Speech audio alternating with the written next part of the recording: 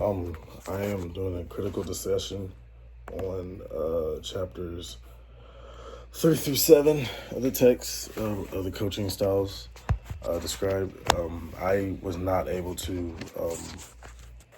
figure out how to do a team's meeting by myself because I tried to keep turning it on and it still won't work. So I'll be doing the team's meeting, trying to hold my phone up so I can record myself what I wrote down. So basically, I wanted to focus on the coaching styles outlined, in the chapters 3 to 7 of the text, which was command style, task, practice, reciprocal style, and self-check style, and inclusion style.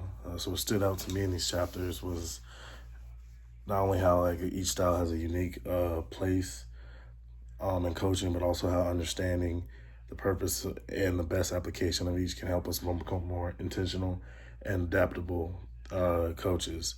So I'm basically going to be reviewing main ideas from each chapter, specific quotes that I got, like the guideline says, what I agree with, disagree with, and explain why on both sides, and then, sharing new insights I gain and reflecting on how this basically is the specific type of content, has I guess impacted my own coaching philosophy, because I'm not a coach obviously in itself, but one day if baseball doesn't work out, I would like to be a coach. And so like listening to these and reading a bunch of these kind of like played a part in how I kind of viewed, I guess, coaching, because I always thought that, coaching was just speaking like, hey, do this, do that. Like, kind of like there's like you just got to do something specific for each thing, and I didn't know there was like specific things that went into coaching and like different types of coaching that you become. And I kind of I kind of learned like more about myself, and as a coach. So I will say like me going through this is definitely hurt and not helped. So I will just be going through this and detail each one. So command style coaching, it said it was the authoritative style, basically, like the powerful, like could be problematic type of coaching, is characterized like all decisions like, hey, this is what his success looks like, this is what we should do, like this is how we should be, like, those are the old school type coaches, like I would say. Because I would say my dad is an old school type coach, born in the 60s, coached through 70s, coached through the 80s and 90s, like this is this, we got to do fundamentals, this is how we play, like the command style, command coaching is like what is taught is how it's taught, like success is what it should be, and like, we breed success. And so the quote I say stood out to me was, I wrote it down, there it is. The command style creates a tight alignment between stimulus and response.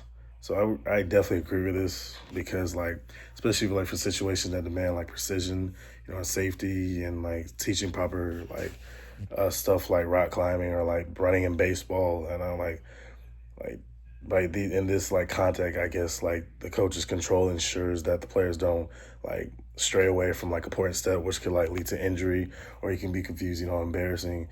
But I would say, quote that I saw was that the style may become perceived as coach's dominant approach rather than one tool in their coaching repertoire.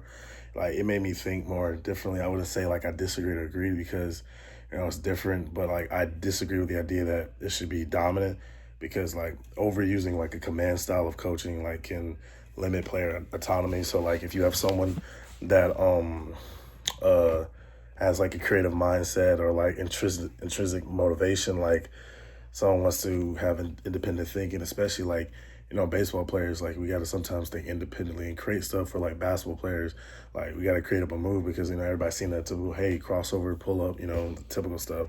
So like the commands coaching kind of like limits like players like ability to like create and be like cool with the stuff they do. So I definitely like it should be reserved for like structure and safety stuff. I definitely learned that command coaching style is like a clear, structural, pre-impact planning type coaching style, and post-impact like feedback type. So like, I said overall, like it's made me more aware of like importance of clarity and structure when teaching. But I personally wouldn't rely on that because just like it kind of just brings you like a warden or like a drill sergeant type of coach, and I wouldn't put that into like my coaching style, like and especially addressing safety and like when it comes to like drills, yes, I would definitely do that. So, but it plays a role in me.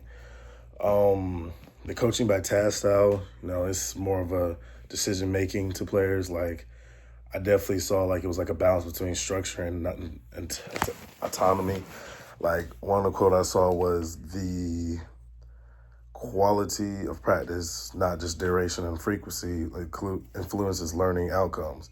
So basically, like it aligns with like what you observe as an athlete specifically. Like going through the motion doesn't build skill. Like hey, like don't just sit here because I'm a baseball player. Like sit here and just load back and just like slowly swing. Like like practice like you play. Basically, like you need to like the coaching style sets up like structure and expectations. So, but the players control like the pacing of the practice. So like it's basically useful specifically in tennis or like maybe like skating if it's a sport. I mean, I'm not sure if skating is a sport, but yeah, tennis and skating where you need to work on your fine motor skills at your pace because you can't sit here and just try to force someone to like, hey, ski as fast as you can because you get hurt seriously. So that's where the command coaching also plays a part in too. But I'll say that what was new to me was like the kind of autonomy that improves the skills retention, but like also supports like, cognitive development. It made me realize, I guess, like, giving players space to repeat movements independently, like while still providing feedback is like a great way to help them internalize skills. So I would say like applying this though, when you're like creating drills, like trying to like create like creative type drills, like to give athletes, give them responsibility, like when allow me to coach more effectively, it would basically allow me to, I guess, see like within structured practice, there's like room for personal growth and stuff like that. And then on to reciprocal coaching, it's introduced like, the idea of peer coaching where like players, like, I guess, like observe their teammate, they give each other feedback. And I feel like that's one of the best type of coaching because you can learn from anyone. Like I've learned that from a young age, you can learn from anyone. And the quote that shocked me was players who alternate between these roles perform as well or better than those who practice physically. Yeah.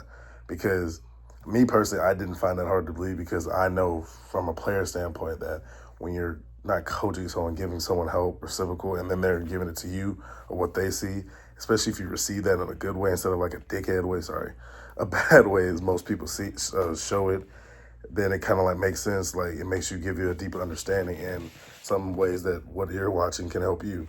I remember another statement was like the coach speaks only to the observer. So it's like kind of seems counterintuitive, but like forces the observer to develop like an ability to give like a constructive feedback, which